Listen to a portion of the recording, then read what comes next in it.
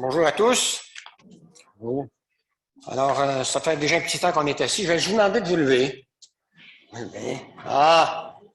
Donnez une poignée de main à la personne qui est à côté de vous, lui dire « Jésus est ressuscité » et vous répondrez « Il est vraiment ressuscité ».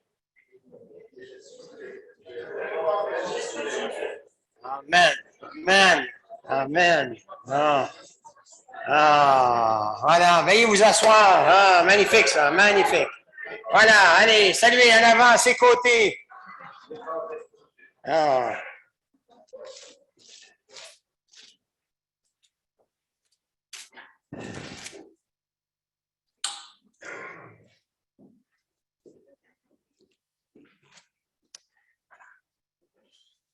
Alors, il y a plusieurs raisons pour lesquelles les gens résistent au christianisme. Il m'arrive de parler avec des gens et les principales objections que j'entends sont au nombre de 4. Notre frère Rudy et notre frère tantôt, Ruben en a cité une. Si Dieu existe, pourquoi tant de guerre, pourquoi tant de misère, pourquoi la mort? Eh bien, on peut répondre déjà à cette question. C'est que Dieu n'a jamais prévu la mort, c'est l'homme qui a choisi de mourir. Plutôt que de vivre comme Dieu lui demandait de vivre, eh bien, l'homme, ne rejetant Dieu par sa désobéissance, a dit à Dieu, écoute, moi, je préfère être mon propre Dieu. Je pense que je vais être plus heureux sans toi qu'avec toi. Et Dieu, il avait donné toutes les conséquences s'il décidait de faire ce choix. Il a dit, écoute, le jour où tu vas prendre cette décision-là de me désobéir, certainement, tu vas mourir. Et vous savez, quand vous regardez, si vous pouvez demander aux scientifiques, ils ne sont pas capables de résoudre, de donner la raison ou de nous répondre pourquoi nous vieillissons. Parce que nous avons été créés intérieurement, nous avons tout pour nous renouveler, pour ne pas vieillir et rester toujours jeunes. Il y a un virus en l'intérieur de nous qui est pire que le COVID, c'est le virus du péché. Et le virus du péché, la conséquence, il est en nous, on vient tous au monde avec ce virus. Et qu'est-ce qu'il produit? Eh bien, il produit la mort. Et la mort, elle commence dans la jeunesse, elle continue à monter, et finalement, quand on devient un certain âge, eh bien, en principe, on quitte cette terre. Maintenant, je tiens à viser les enfants. Il n'y a pas d'âge pour mourir non plus, n'est-ce pas? Il n'y a pas d'âge. Il ne faut pas attendre d'être vieux pour prendre une décision, parce qu'on peut mourir à n'importe quel âge. Ça, c'est la première question. Donc, le monde dans lequel on vit, ce n'est pas le monde que Dieu a voulu, c'est le monde que l'homme a voulu avoir sans Dieu. La deuxième question qui m'est souvent posée, c'est si Dieu est bon et puissant, pourquoi y a-t-il tant de mal dans le monde? Eh bien, on vient d'y répondre, ça fait partie de cette question-là. L'autre aussi, c'est la science ne rejette-t-elle pas le christianisme? Alors, pour ceux qui sont un petit peu bilingues, il y a un Canadien qui était athée, un scientifique athée, qui a décrié le christianisme pendant des années. C'est Jordan Peterson. Vous irez l'écouter, il est à peu près sur YouTube régulièrement. C'est un homme, quand il a lu la Bible, il était radicalement bouleversé. Il était incapable de contredire les écrits bibliques. Il s'est converti et aujourd'hui, c'est un des plus ardents défenseurs de la foi chrétienne. Quand il parle sur YouTube, quand il proclame des messages, les larmes lui viennent aux yeux tellement il a saisi la valeur, le coût que ça a coûté à Dieu pour sacrifier son propre fils, pour faire en sorte que son propre fils subisse notre jugement, le jugement que nous méritions pour nos péchés. Il n'en revient pas en toi. Il est encore estomaqué. Ça fait 3-4 ans qu'il s'est converti. Et c'est un homme qui continue à proclamer la parole de Dieu. Et la science, voilà. Alors, la troisième objection, c'est la quatrième objection. Comment pouvons-nous prouver que Jésus-Christ est ressuscité des morts? Comment, moi, je peux vous prouver ce matin que Jésus-Christ est ressuscité des morts? D'abord, rapidement, je ne suis pas là pour vous raconter ma vie, mais simplement à travers le changement que Christ a opéré dans ma vie, déjà, moi, je suis convaincu qu'il est ressuscité. Voilà. Ça, j'ai 6 frères et une sœur qui me restent. Si vous alliez leur demander comment était Jacques Hudon avant de recevoir Jésus-Christ, ils vous diraient, écoute, c'est pas quelqu'un qu'on fréquentait. C'était comme ça. Il n'y a personne de mes frères et ni de ma sœur qui me fréquentait. J'étais impossible à vivre. Et quand j'ai lu la parole, et c'est ça qui fait la valeur de la parole de Dieu, c'est ça qui fait que c'est un livre à part des autres, quand on prend religieusement, pas religieusement, mais sérieusement à faire une recherche dans la parole, si notre cœur est ouvert, il y a un bouleversement qui va se passer dans ma vie, dans votre vie et dans la mienne. Il n'y a personne qui n'y échappe, à moins de vraiment rejeter volontairement ce que cette parole nous dit. Et ce matin, eh bien, j'aimerais vous parler de deux personnes qui se promenaient et qui s'en allaient dans leur village et qui étaient des chrétiens, deux disciples, et qui doutaient finalement que Jésus était ressuscité.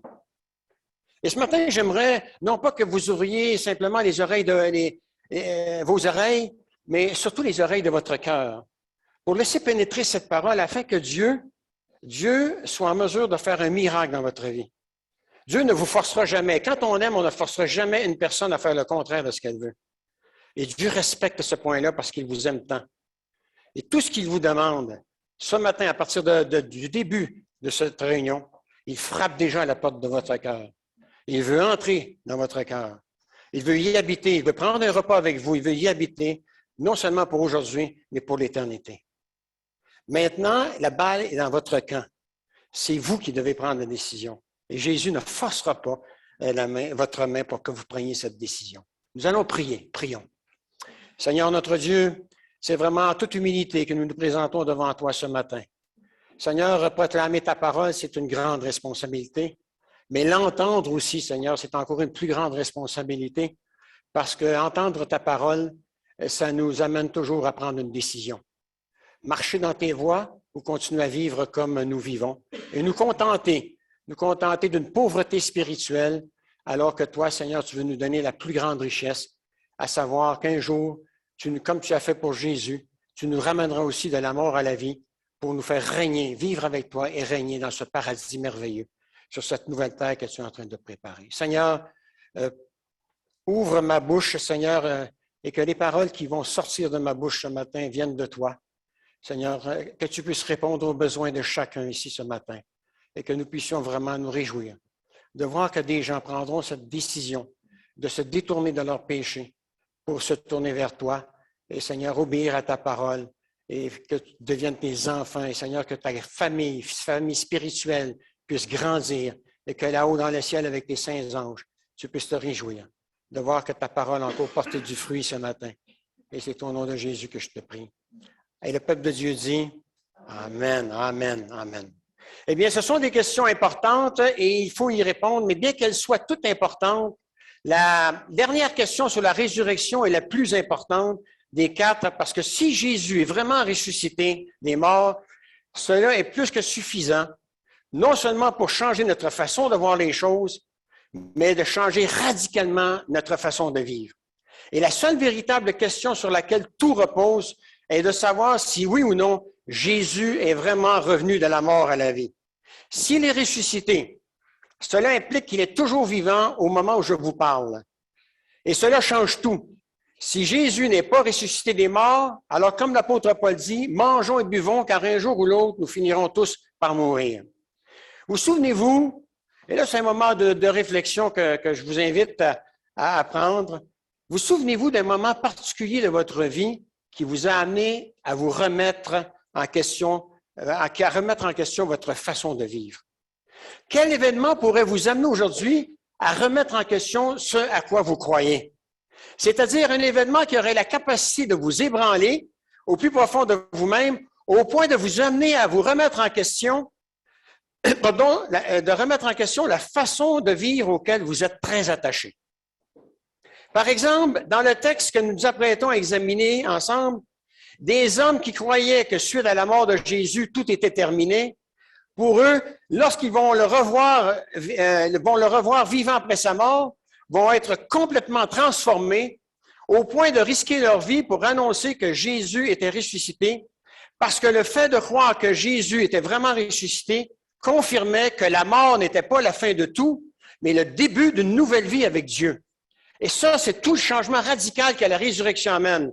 Mais pas une nouvelle vie avec Dieu quand on est mort, de l'autre côté, mais une nouvelle vie avec Dieu maintenant, qui vont vous amener à faire des choses que vous n'auriez jamais pu penser croire. Moi, si on m'avait dit que j'aurais quitté le Québec un jour pour venir annoncer l'Évangile aux Belges, jamais j'aurais dit « vous êtes malade ». Parce que je vivais bien. Je ne manquais de rien. Croyant ne manquait de rien. Mais mon cœur était vide. Mon cœur était vide. Et il me manquait le plus de ce que j'avais besoin, la présence de Jésus dans ma vie. Et si ce n'est pas votre cas ce matin, vous pouvez avoir l'argent que vous voulez, vous pouvez avoir la maison que vous voulez, la voiture que vous voulez, le salaire que vous voulez. Votre cœur ne sera jamais comblé tant et aussi longtemps que vous n'aurez pas Jésus habitant dans votre cœur par son esprit. Tous les hommes, toutes les femmes qui ont fait l'expérience de la présence de Jésus vous diront que quand on a Jésus dans notre vie, il n'y a pas d'autre chose qui compte parce que Jésus remplit notre cœur de tout ce dont nous avons besoin.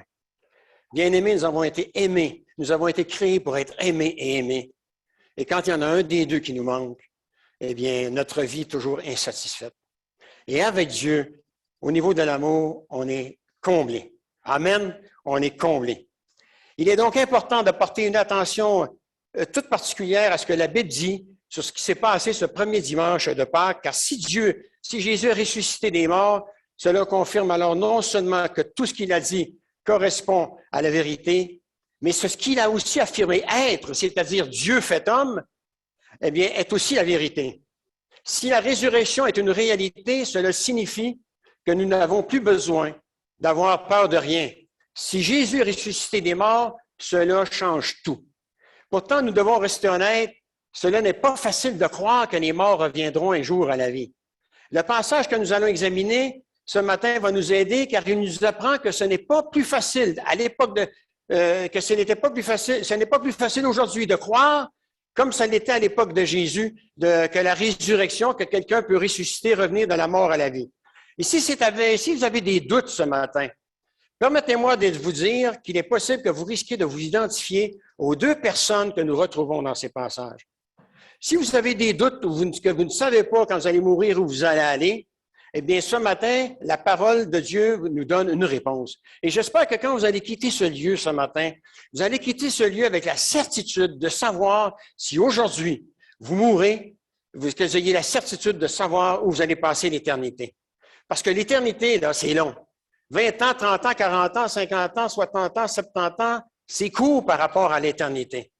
Parce que l'éternité, ça ne se termine pas, le temps n'existe plus dans l'éternité. Et c'est dans la joie ou dans la souffrance, c'est un des deux choix. C'est une des deux places que vous allez aller, c'est le choix, et c'est le choix que vous devez faire. Alors, la première chose que j'aimerais examiner avec vous ce matin, ce sont les doutes que peuvent avoir certaines personnes sur la résurrection. Nous pensons malheureusement à tort que dans ce monde fortement influencé par la science, que nous sommes beaucoup plus équilibrés que tous ceux qui ont vécu avant nous. Une des choses que j'apprécie par-dessus tout dans la Bible, c'est qu'elle souligne qu'il y a autant de sceptiques, qu'il y avait autant de sceptiques à l'époque de Jésus concernant la résurrection qu'il y en a aujourd'hui. Par exemple, pour ceux qui sont familiers avec l'Église, les Sadducéens, qui étaient des matérialistes, ne croyaient pas qu'il y avait une vie après la mort. L'apôtre Paul soulignera que même dans l'Église, à l'époque, certains qui se disaient chrétiens ne croyaient pas dans la résurrection, et il en parle dans 1 Corinthiens chapitre 15. Pourtant, nous retrouvons des dizaines de passages dans la Bible qui mentionnent que Jésus est apparu à plusieurs personnes après sa mort. Et parmi tous les passages que Luc a choisi de décrire, il en a choisi 3. Les femmes qui se sont rendues au tombeau, on en a parlé tantôt au tout début, pour préparer le corps de Jésus. Les apôtres eux-mêmes qui remettaient en question le récit des femmes et ces deux disciples de Jésus.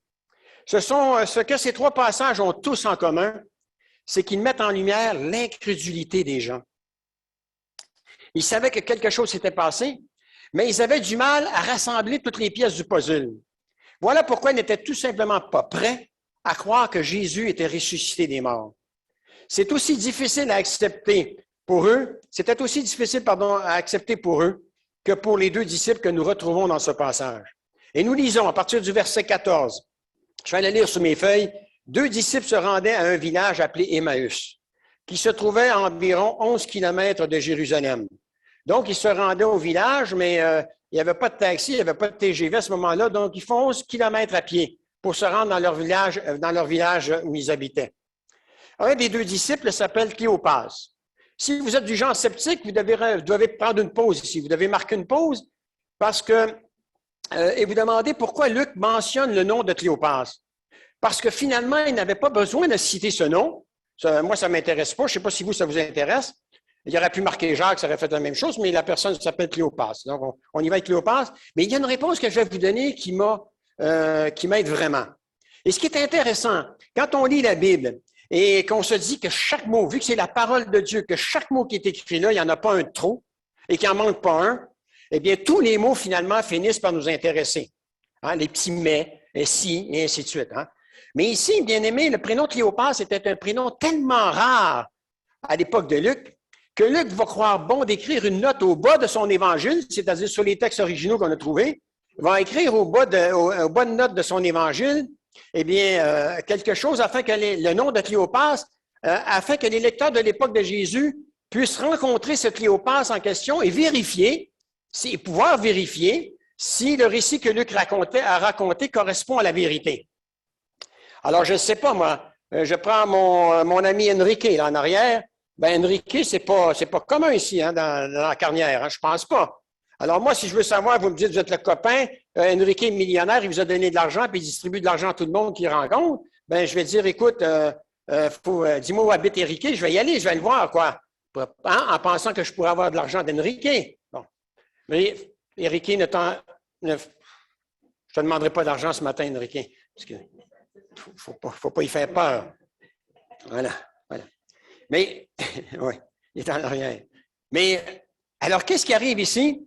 Eh bien, si vous viviez à l'époque de Luc et que vous vouliez confirmer ce que Luc avait écrit, vous n'aviez qu'à partir à la recherche de quelqu'un qui s'appelle Cléopas, qui habitait le village d'Emmaüs, et vérifier si ce que Luc avait écrit n'était pas le fruit de son imagination.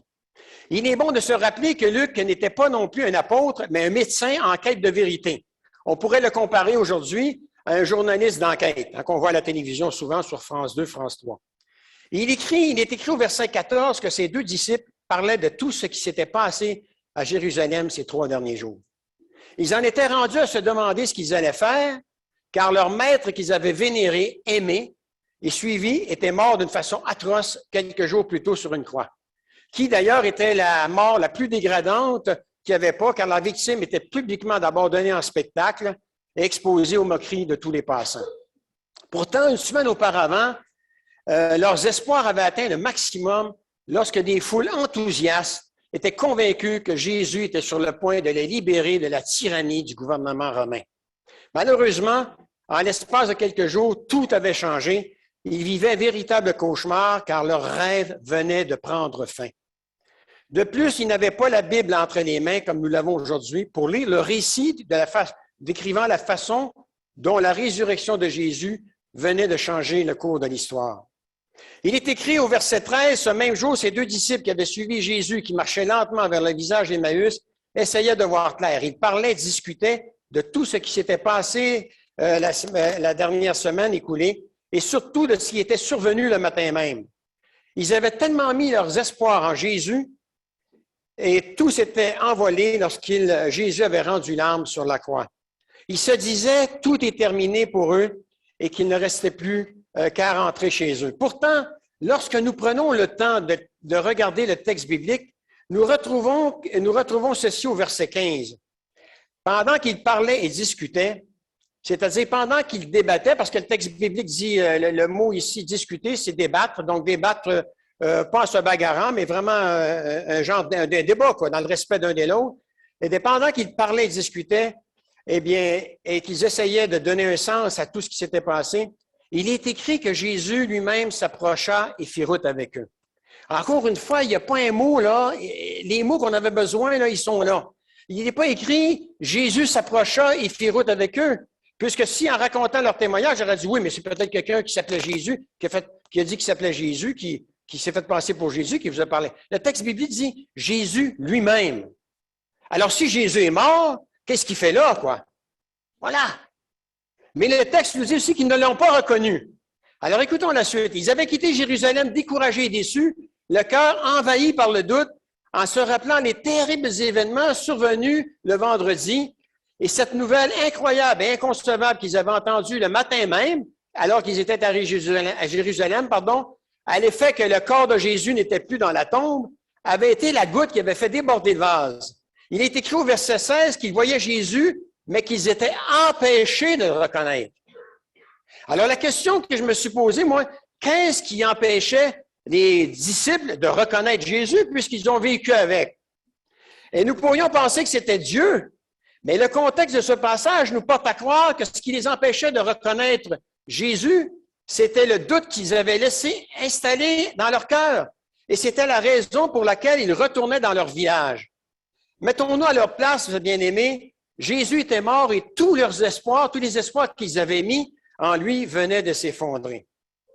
Et bien-aimés, une des raisons qui pourrait vous empêcher de prendre une décision ce matin, c'est le doute. Et la parole, on la lit ce matin pour une raison, pour que le doute qui est dans votre cœur, possiblement, eh bien, puisse être remplacé par la foi. Et la foi, écoutez, moi, je ne peux pas vous donner la foi.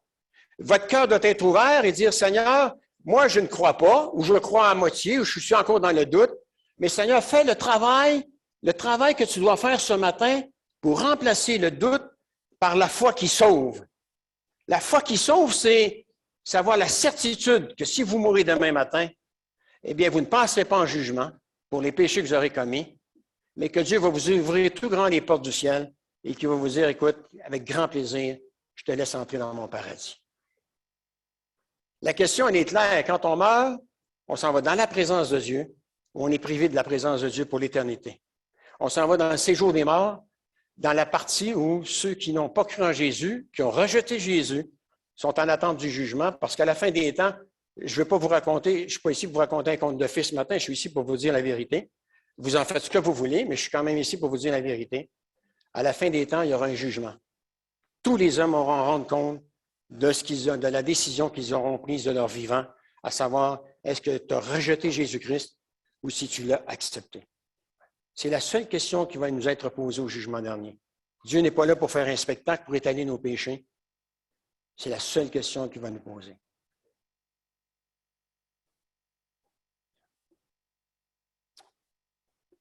Si vous vous trouvez dans le même état d'esprit que ces deux disciples ce matin, écoutez la suite de l'histoire.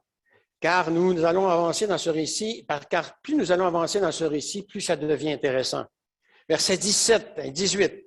Jésus leur demanda, « De quoi discutiez-vous en marchant pour que vous soyez tout tristes? » Alors l'un des deux disciples, appelé Cléopas, s'étonne même que quelqu'un lui demande ce qui les préoccupe.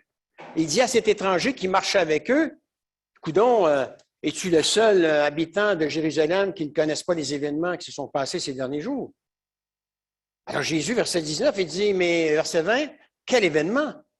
Alors l'un leur demanda-t-il, ils lui répondirent ce qui est arrivé à Jésus de Nazareth. C'était un prophète puissant, il l'a montré par ses œuvres et en parole devant Dieu et devant tout le peuple. Les chefs de nos prêtres et nos dirigeants l'ont livré pour le faire condamner à mort et l'ont cloué sur une croix. Bien-aimés, avez-vous remarqué, encore une fois, non seulement les mots sont importants, mais le temps des mots est important aussi. Avez-vous remarqué que le verbe être est utilisé au passé ici? Ils disent pas Jésus est un puissant prophète. Non, pour eux, il est mort. Ils ne croient pas encore, ils doutent qu'il soit ressuscité. Alors ils disent il était un grand prophète. C'était un prophète puissant. Et l'utilisation du verbe être implique pour eux que Jésus appartient désormais au passé. Et ils pensaient qu'ils avaient été abandonnés à eux-mêmes pour vivre cette tragédie. Ils n'avaient pas encore saisi que Jésus était toujours avec eux.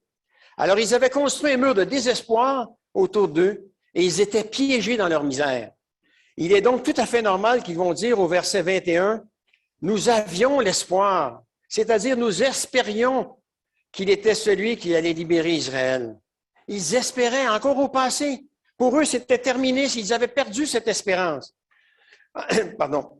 En fait, ce qu'ils étaient en train de dire, c'est qu'ils fondaient de grands espoirs sur Jésus et sa mort avait complètement anéanti leurs espoirs. Et ce, même s'ils avaient entendu parler du tombeau vide. Ils n'étaient pas prêts à croire que cela pouvait signifier que Jésus était vivant. Ils avaient des doutes malgré le fait qu'ils avaient appris que quelques femmes, le matin même, s'étaient rendues au tombeau et avaient raconté que des anges leur sont apparus et leur avaient déclaré que Jésus était vivant. En fait, ce qu'ils étaient en train de dire, c'est qu'ils avaient fondé de grands espoirs sur le fait que Jésus était ce libérateur promis par Dieu, qui délivrerait Israël du joug des Romains, mais ils avaient maintenant perdu tout espoir. Alors Jésus s'approche d'eux et il va prendre le temps de les écouter. Il les écoute exprimer leur chagrin, leur brisement, leur déception. Enfin, ils les écoutent pour comprendre où ils en sont rendus avec ce qu'ils ont vécu et ce qu'ils ont besoin d'entendre. Jésus savait exactement ce que les deux disciples avaient besoin. Ils avaient besoin que quelqu'un marche avec eux. Parfois, nous sommes rendus à un point dans nos vies où tout ce que nous avons le plus besoin, c'est que quelqu'un vienne avec nous, marche avec nous et nous écoute avec intérêt. Les disciples continuent de parler et d'exprimer leur état d'âme. Verset 22 suivant, « Il est vrai que quelques femmes de notre groupe nous ont étonnés. Elles se sont rendues tôt le matin au tombeau, mais n'ont pas trouvé son corps. Alors elles sont venues nous raconter que des anges leur sont apparus et leur ont déclaré que Jésus est vivant. Quelques-uns de nos compagnons sont allés au tombeau et ont trouvé tout comme les femmes l'avaient dit, mais lui, ils ne l'ont pas vu. Alors Jésus leur dit, « Hommes sans intelligence, que vous êtes lents à croire tout ce qu'ont annoncé les prophètes. Ne fallait-il pas que le Messie souffre ainsi avant d'entrer dans sa gloire? » Les deux disciples vont vivre deux expériences qui vont chasser le doute et le découragement qui les animaient et retrouver non seulement la joie qu'ils avaient perdue dans leur cœur, mais une nouvelle espérance, celle d'avoir la vie éternelle. Amen. Amen. Bien-aimés, avoir la vie éternelle, il n'y a pas une somme d'argent dans ce monde qui peut remplacer cela. Avoir la vie éternelle. Et quand on vit comme Jésus nous demande de vivre, on est capable de dire comme Paul, ce n'est plus moi qui vis, c'est Christ qui vit sa vie en moi, et la vie humaine qui est la mienne maintenant, je la vis dans la foi au Fils de Dieu. Pourquoi Paul, vous ne pouviez pas y faire peur, dire, écoute, si tu ne veux pas renoncer à Jésus, on va te tuer. Mais il dit, allez-y. Allez-y, parce qu'il savait que c'était meilleur en haut. Pour Paul mourir, c'était pas une perte, c'était un gain.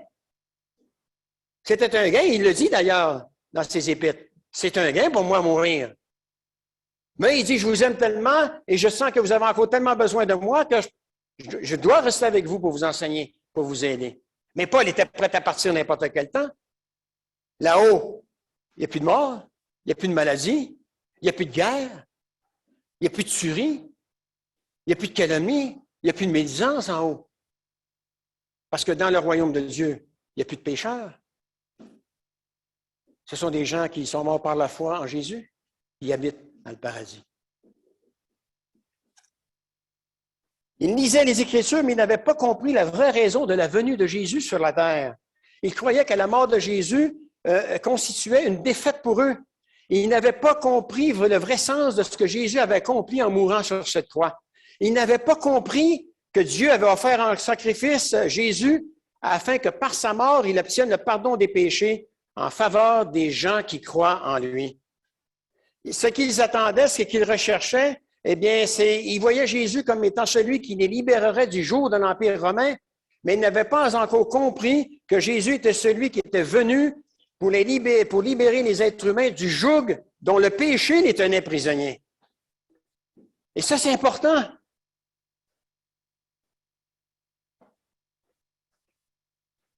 Vous savez, les gens suivent des thérapies. Je n'ai aucun problème avec les thérapies.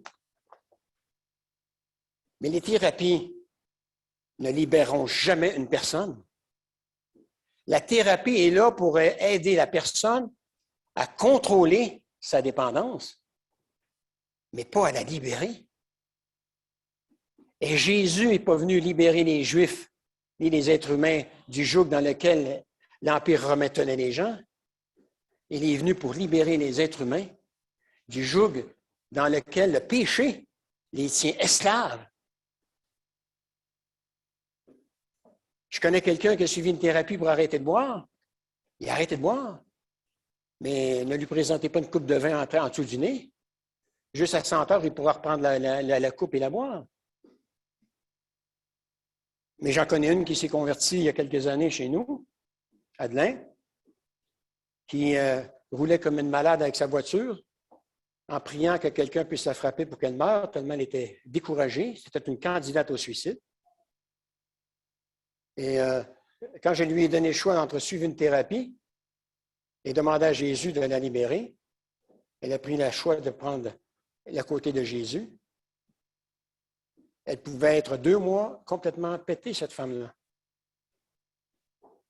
En un instant, complètement délivrée, libérée. Et bien aimé, si vous êtes esclave de quoi que ce soit ce matin, Dieu en Jésus-Christ a encore le pouvoir de vous libérer. De vous libérer. Peu importe le péché, si vous êtes esclave d'un péché ce matin, Dieu a encore la capacité de vous libérer. Parce que c'est ce que Jésus a accompli sur la croix. C'est le miracle que Jésus a accompli sur la croix. Votre esclavage, peu importe dans lequel vous baignez, si c'est votre cas ce matin, Jésus l'a pris sur lui et en retour, il vous donne la liberté que lui avait de dire non à tout péché. Il y a toujours un échange à la croix.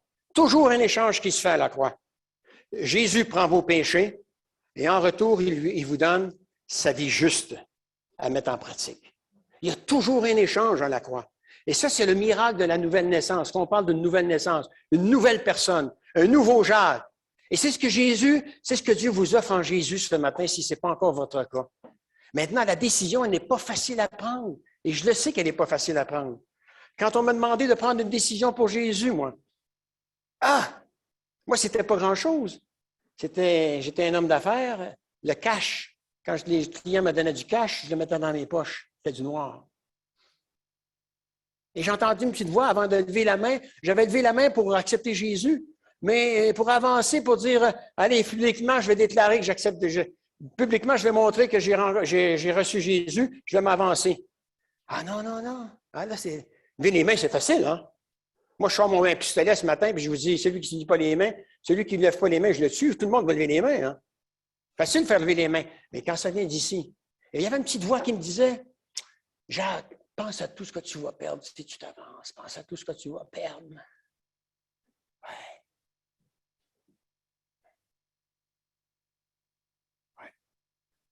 Et j'étais dans mon banc et c'était le combat. Parce que je savais qu'il y avait un prix à payer. Un prix à payer pour recevoir Jésus dans ma vie. C'était de renoncer à toute forme de péché. Et mon péché, il était là. Je fraudais le gouvernement, je remplissais mes poches. Puis non content de frauder le gouvernement, j'ai envoyé les factures en ayant déclaré que c'était une promotion que j'avais donnée aux clients, puis je récoltais ça, je déduisais ça sur mes impôts à la fin de l'année. Un beau voleur, hein? Ouais. Et là, je savais que je devais renoncer à ça. Et à un moment donné, j'ai pris la décision, j'ai dit, c'est terminé cette vie-là. Terminé, maintenant, je fais confiance à Dieu dans toutes choses. Eh bien, Dieu m'a béni, parce qu'à partir du moment où j'ai renoncé à faire du noir, mon entreprise faisait le double d'argent rentrait dans les coffres de notre entreprise. Bien-aimés, on n'est jamais perdant avec le Seigneur, mais il y a toujours un prêt à payer pour faire partie des gagnants. Et c'est de renoncer au péché. Bien-aimés, quelque chose s'est produit en eux lorsqu'ils ont commencé à voir Jésus dans chacun des livres des Écritures. Lorsque les deux disciples ont réfléchi sur ce que Jésus venait de leur enseigner, je ne l'ai pas lu, mais au verset 25, 26 et 27, on peut l'afficher, eh bien, il va leur enseigner finalement, il va leur enseigner ce que la Bible parle de lui à partir de Genèse jusqu'à Apocalypse. Et là, il y a quelque chose qui va se produire quand ils ont commencé à voir Jésus dans chacun des livres des Écritures. Lorsque les deux disciples ont réfléchi sur ce que Jésus venait de leur enseigner, ils vont dire au verset 32, « N'y avait-il pas comme un feu qui brûlait au-dedans de nous quand il nous parlait en chemin et nous expliquait les Écritures? » Ceux qui se disent chrétiens matin, est-ce qu'il y a encore ce feu du début qui brûle dans votre cœur ce matin pour Jésus-Christ? Ou est-ce que cette flamme, elle a diminué? Pour toutes sortes de raisons, je ne suis pas là pour juger personne, parce que déjà, je dois m'occuper que ma flamme, elle reste vive. Mais est-ce qu'il n'y a pas quelque chose? Et vous le savez, vous, personnellement, vous savez, si c'est votre cas ce matin, vous savez ce qui a fait en sorte que votre flamme, elle diminue dans votre cœur ce matin. Et ce que Dieu vous demande, c'est, es-tu prêt à renoncer à ça, afin que cette flamme elle se ranime, ravive dans ton cœur, et que les gens puissent te voir à travers moi. Bien-aimés, ils disent, il y avait comme un feu brûlant au-dedans de nous quand il nous parlait en chemin, il nous expliquait les Écritures. Eh bien, la même chose se produit encore aujourd'hui. Lorsque nous arrêtons de voir les Écritures comme un ensemble d'histoires qui n'ont aucun rapport les unes avec les autres, ou lorsque nous voyons les Écritures comme un ensemble de fables et d'exemples à suivre. Cela ne produit aucun effet sur nous, cela ne produira jamais un effet sur nous. Mais lorsque nous commençons à voir les Écritures comme faisant référence à Jésus-Christ, de la première à la dernière page, quelque chose immanquablement va commencer à changer en nous. Il y a comme un feu qui va brûler à l'intérieur de nous. Nous commençons à voir Jésus comme étant non seulement le point culminant de toute la Bible, mais comme étant un soutien pour chaque situation difficile que nous vivons et comme étant la révélation de toute l'Écriture. Ce récit nous donne beaucoup d'espoir ce matin, bien-aimés, car il nous rappelle que le fait que Jésus est vivant et qu'il est toujours avec nous. Il est le Sauveur qui marche avec nous comme il a marché avec les disciples sur la route d'Emmaüs. On ne le voit pas, mais il est là. Sa présence, elle est là. Est-ce que vous êtes amen à ça ce matin? Il est toujours prêt à nous écouter. Il est toujours prêt à intervenir pour nous. Il nous aime et il cherche encore et toujours à se révéler dans vos vies, dans ma vie. Il est toujours celui qui sauve. Il est toujours l'espoir de son monde. Il est toujours celui qui accorde le pardon des péchés et la vie éternelle à quiconque le veut bien. Le voulez-vous ce matin? Les deux disciples qui étaient impliqués dans une conversation passionnante avec cet étranger n'avaient pas encore reconnu qu'il parlait à Jésus. Mais ces 2 heures de trajet de Jérusalem à Emmaüs, je suis persuadé que pour eux, ça a dû paraître 5 minutes. Tellement qu'ils doivent avoir passé un bon moment avec cette personne qui s'appelle Jésus. Luc écrit au verset 28 et 29 que lorsqu'ils arrivaient près du village où ils se rendaient, Jésus fit comme s'il voulait aller plus loin. Mais ils le retinrent. « Reste avec nous, le jour baisse déjà et la nuit approche, disent-ils. » Bien-aimés, c'est le genre d'invitation que Jésus ne peut pas refuser. C'est le genre d'invitation que Jésus ne peut pas résister. D'ailleurs, il le dit dans Apocalypse chapitre 3, verset 20, lorsqu'il dit « Écoute, je me tiens à la porte de ton cœur et je frappe. » Et je frappe. Si quelqu'un entend ma voix et ouvre la porte, j'entrerai chez lui, je mangerai avec lui et il mangera avec moi pour l'éternité. Quelle belle parole. Et encore une fois, Jésus frappe à la porte de votre cœur ce matin. Et bien-aimés, il n'y a qu'une poignée. Elle est à l'intérieur de votre cœur. Il frappe. Allez-vous lui ouvrir la porte? Parce que c'est vous qui avez la poignée et c'est vous qui avez l'autorité d'ouvrir la porte. Jésus ne forcera pas la porte. Ce n'est pas un défenseur de porte, Jésus. Il vous aime, il va respecter la décision que vous allez prendre. Mais il y a des conséquences à chacune des décisions qu'on prend aussi. Et ça, je trouve que c'est un beau passage, Apocalypse 3:20. Il entra donc pour rester avec eux, il se mit à table. Un repas de base est vite préparé. Pendant qu'il était à table avec eux, Jésus prit le pain et après avoir rendu grâce, il le rompit et le donna. Alors leurs yeux s'ouvrirent, ils le reconnurent, mais ils disparurent de devant eux. Lorsque Jésus rompit le pain, ils se sont aperçus non seulement qu'il avait rompu le pain comme il le faisait lorsqu'il était avec eux, de son vivant, mais bien-aimés, rompre le pain. Quand il a rompu le pain, ils ont vu les marques laissées par les clous dans ses mains. Et quand on va arriver au ciel, bien-aimés, quand Jésus va nous accueillir, on va voir les marques de ses clous dans ses mains. Et ça va nous rappeler que si on a la vie éternelle, on est en dette éternellement avec Dieu, parce qu'on n'a rien gagné. C'est lui qui a tout gagné sur la croix pour chacun de vous, pour moi. Alors, ils ont vu les clous. Il est écrit au verset 31a que c'est à ce moment-là que leurs yeux s'ouvrirent et qu'ils le reconnurent. Regardons maintenant en terminant, eh bien, versets 21 à 34.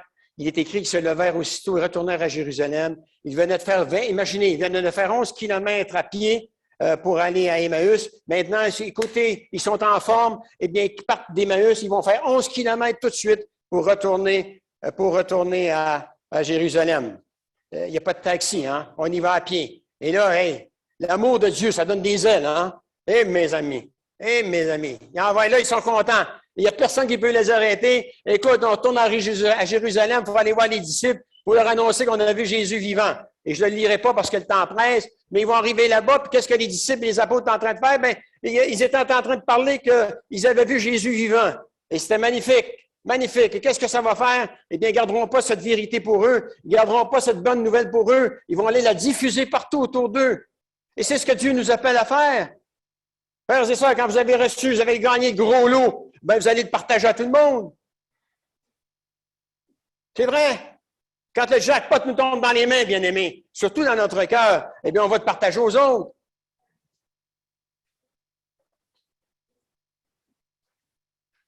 Suite au miracle de la résurrection de Jésus, les disciples qui étaient déprimés, qui étaient découragés, furent instantanément transformés. Ils commencèrent à prêcher avec puissance l'Évangile et la résurrection de Jésus était au centre de leur message. Pourquoi? Parce que sans la résurrection, il n'y a pas de christianisme. Ces disciples de Jésus ont accepté de souffrir volontairement le martyre à cause de leur foi. Et il y a encore des chrétiens dans le monde entier qui souffrent à cause de leur foi. Ils sont même martyrisés à cause de leur foi. Et s'ils ont la force, ils trouvent la force de pouvoir résister à tout cela, c'est parce qu'ils ont l'assurance, la certitude de savoir que s'ils meurent, ils savent où ils vont s'en aller. Amen. Que signifie pour vous ce matin la croix et la résurrection de Jésus qui ont marqué le monde depuis 2000 ans? Le sacrifice de la croix devrait nous rappeler que pour recevoir le pardon de nos péchés, Dieu ne nous demande pas de tout connaître.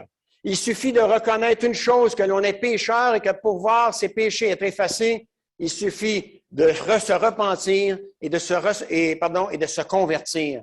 Se repentir et se convertir. D'abord, reconnaître, je vais m'adresser aux plus âgés ici. Je fais partie du lot. Il y a une époque, je me souviens dans les années 60, quand on rencontrait quelqu'un qui avait fait de la prison, on disait, et puis qui était devenu un bon citoyen, on disait, je ne sais pas si vous avez déjà entendu cette expression, lui, c'est un repenti. Ça voulait dire quoi? C'est que devant les autorités, il avait reconnu qu'il était coupable du crime qu'il avait commis. Mais la repentance, ça avait poussé plus loin que ça. C'est que la repentance, elle l'avait amené à dire, écoute, maintenant, j'ai décidé d'obéir aux lois du pays. C'est-à-dire, c'est ça la conversion. Je change ma façon de vivre. Alors, il a reconnu que c'était un criminel, qu'il avait commis un crime, et en même temps, il renonçait finalement à son ancienne vie, et il avait décidé de vivre autrement, décidé de vivre comme la société lui demandait de vivre. Et c'est exactement ce que Dieu nous demande, hein? Quand il nous dit, à travers l'apôtre Pierre qui prêche ce message, « Repentez-vous et convertissez-vous pour que vos péchés soient effacés », c'est exactement ça. D'abord, de toute façon, le salut, Jésus n'est pas mort pour les justes, hein? Il est mort pour les pécheurs. Les justes n'ont pas besoin de sauveur, mais ils sont toujours perdus. Mais Jésus est venu chercher et sauver ceux qui étaient perdus. Et il dit qu'en principe, on devrait tous être perdus, puisqu'il dit que tous sont péchés, sont privés de la présence de Dieu. Alors, nous n'avons pas besoin de faire des œuvres pour être sauvés. Il suffit de mettre simplement notre confiance dans l'œuvre accomplie par Jésus sur la croix. Vous, tous qui êtes dans cette salle ce matin, est-ce que vous savez où vous allez? Savez-vous que Dieu peut faire de vous son enfant? Avez-vous l'assurance que vos péchés ont été pardonnés? Êtes-vous certain que Jésus-Christ habite dans votre cœur par son esprit ce matin? Peut-être que vous hésitez parce que votre vie n'est pas toujours un modèle. Peu importe ce que vous avez fait dans votre vie, Dieu est toujours prêt à pardonner à celui qui se repent de ses péchés. Et la résurrection est une preuve qu'il y a une vie après la mort. Et j'aimerais simplement, il m'a demandé à ma sœur en haut d'aller dans Luc 23.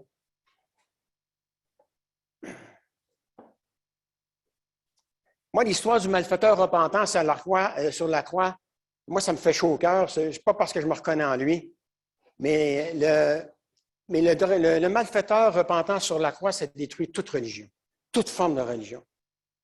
Premièrement, ce malfaiteur, il ne pouvait pas faire des bonnes œuvres pour être sauvé puisqu'il avait les deux pieds attachés à une croix. Il vit ses derniers moments. Il ne pouvait donc pas accomplir aucune œuvre qui pouvait lui permettre d'effacer un seul de ses péchés pour entrer au paradis.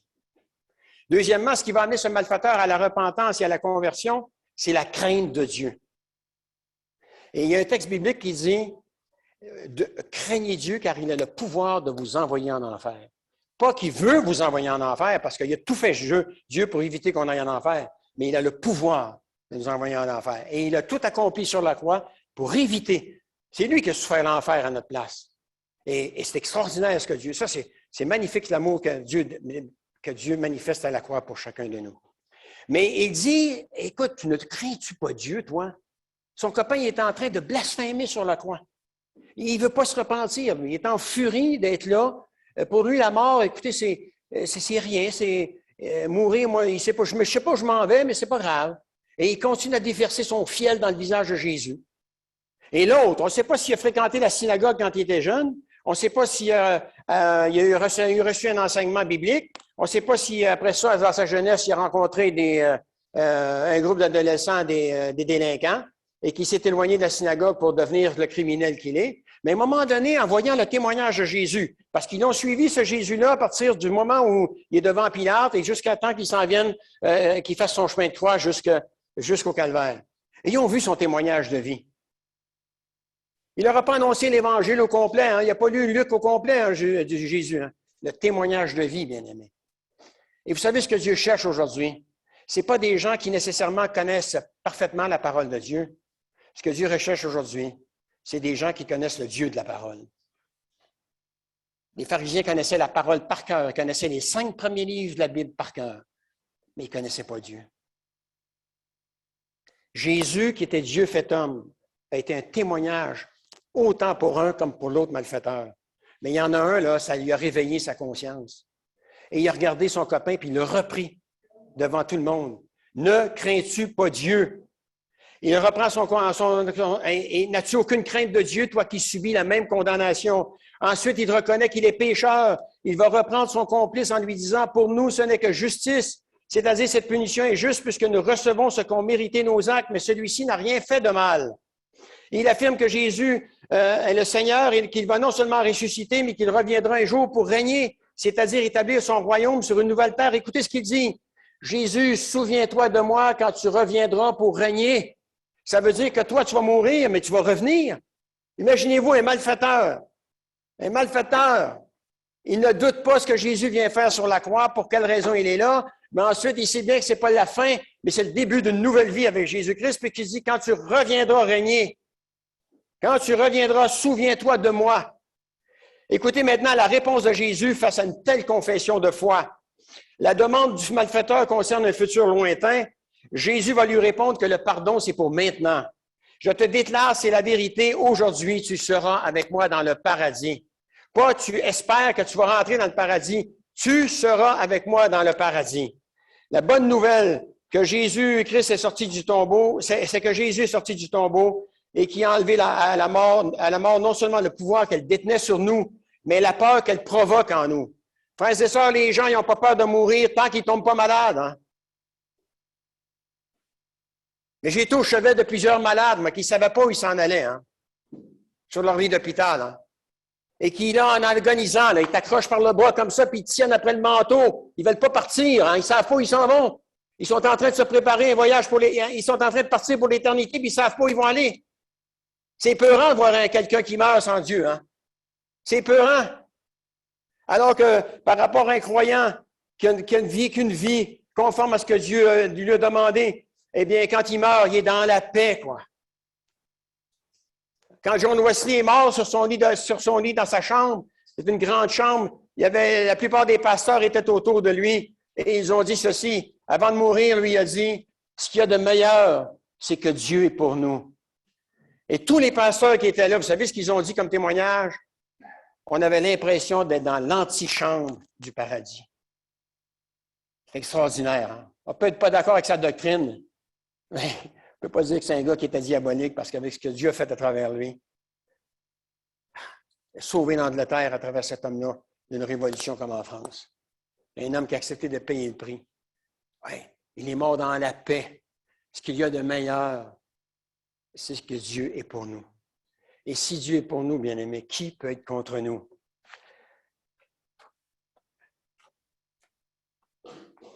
Il y a plus de preuves que Jésus a été ressuscité des morts que Jules César a existé. Jésus est vivant, la question est celle-ci. Vous qui êtes ici ce matin, y croyez-vous? Sinon, voulez-vous faire ce pas de foi et remettre votre vie entre les mains de Jésus le ressuscité?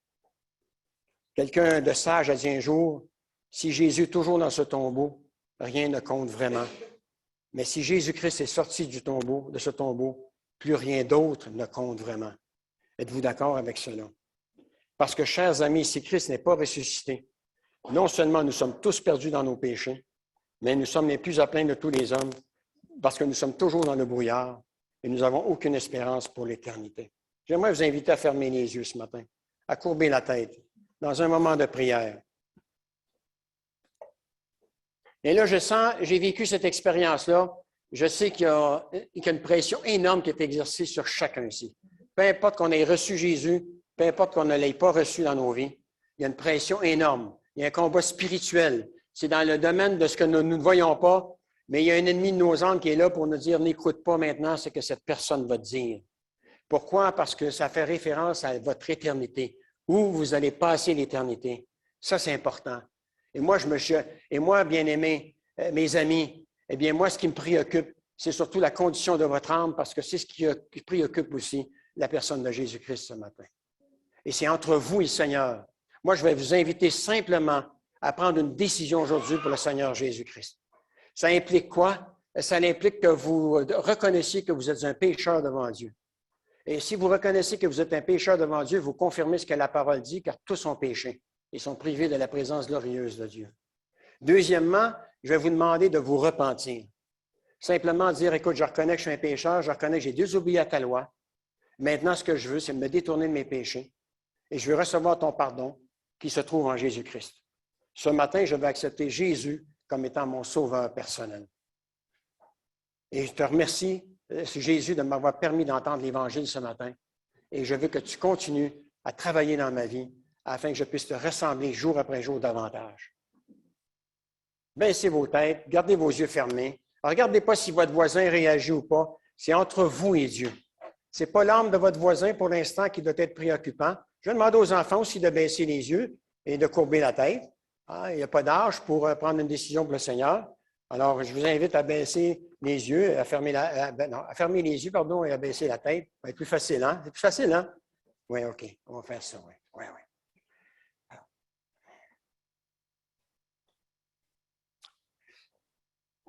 Okay. Dans votre cœur, faites cette prière. Seigneur Jésus, merci d'avoir donné ta vie pour moi. Merci d'avoir payé la dette de mon péché en versant ton sang sur la croix. Maintenant, par la foi, je t'invite à venir dans mon cœur et je te reçois comme mon Seigneur et mon Sauveur. Prends ma vie, dirige ma vie, pardonne mon péché, purifie-moi et sauve-moi. Maintenant, Seigneur Jésus, je t'appartiens. Je n'aurai pas honte de toi et je veux vivre le restant de ma vie pour toi. Je suis quelqu'un de faible, mais toi, tu es fort. Commence à partir d'aujourd'hui à faire de moi la personne que tu veux que je sois. Et donne-moi la force de témoigner publiquement de toi. C'est dans ton nom que je t'ai prié. Pendant que les têtes sont baissées, que les yeux sont fermés, est-ce que quelqu'un ce matin qui a fait cette prière pour la première fois, qui lève simplement la main, qui la baisse, simplement lever la main et la baisser? Je sais que ce n'est pas facile. Une décision importante, c'est une décision qui va changer le déroulement de votre vie. Simplement lever la main et la baisser. Alléluia. Merci pour cette main. Quelqu'un d'autre? Est-ce qu'il y a quelqu'un d'autre qui veut lever la main et dire, Seigneur, aujourd'hui, mon ancienne vie s'est terminée, je veux commencer une nouvelle vie avec toi. Est-ce que quelqu'un d'autre? Moi, je ne veux pas forcer la note. Alléluia. Gloire pour cette main qui s'est levée aussi. Quelqu'un d'autre? Alléluia pour cette main qui s'est levée aussi. Gloire à Dieu. Gloire à Dieu. Quelqu'un d'autre ce matin? Les enfants, vous pouvez lever la main. Je ne vous demande pas de forcer. Si Dieu vous a parlé à votre cœur ce matin et que vous pensez que c'est le moment pour vous de prendre une décision pour Jésus, vous levez la main et vous la baissez. Et je vous dirai de la baisser. Quelqu'un d'autre? Dernier appel. Amen. Alléluia pour cet enfant. Oui. Quelqu'un d'autre? OK. Amen. Amen. Amen. Amen. Oh Seigneur, combien nous te louons. Combien nous te louons, Seigneur, pour ces mains qui se sont levées ce matin. Oh Seigneur, que tu puisses, Seigneur, continuer à agir dans leur cœur, comme tu as agi dans le mien, comme tu as agi dans le cœur de mes frères et sœurs qui sont ici présents. Seigneur, merci parce que ton message n'est pas toujours facile à transmettre, il n'est pas toujours facile à être digéré. Mais Seigneur, ce matin, tu as agi avec puissance dans le cœur de ces personnes. Seigneur, ma prière, c'est que cette main qui est levée, eh bien, puisse prendre la décision aussi, dans son cœur, de dire, moi, je ne veux pas me contenter d'être un enfant de Dieu, je veux être aussi un serviteur, une servante pour l'avancement du royaume de Dieu. Bénis ces personnes et, Seigneur, que toute la louange et la gloire te reviennent. Et c'est en Jésus que je t'ai prié. Et le peuple de Dieu dit, Amen, Amen, que Dieu vous bénisse. On pourrait peut-être terminer par un chant. Ruben va nous proposer quelque chose peut-être.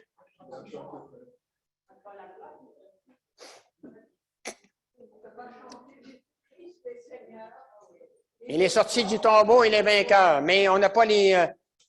est-ce qu'on peut afficher les paroles? Attendez, on va donner l'occasion à notre sœur en haut de pouvoir trouver les paroles et on va le chanter ensemble. Maintenant, je vous invite à vous lever. Il faut quand même se lever, hein? Les enfants, je vous demande pardon parce que je vous avais dit que ça se terminerait à 11h15. Et ça va, mais vous êtes gentils. C'est gentil.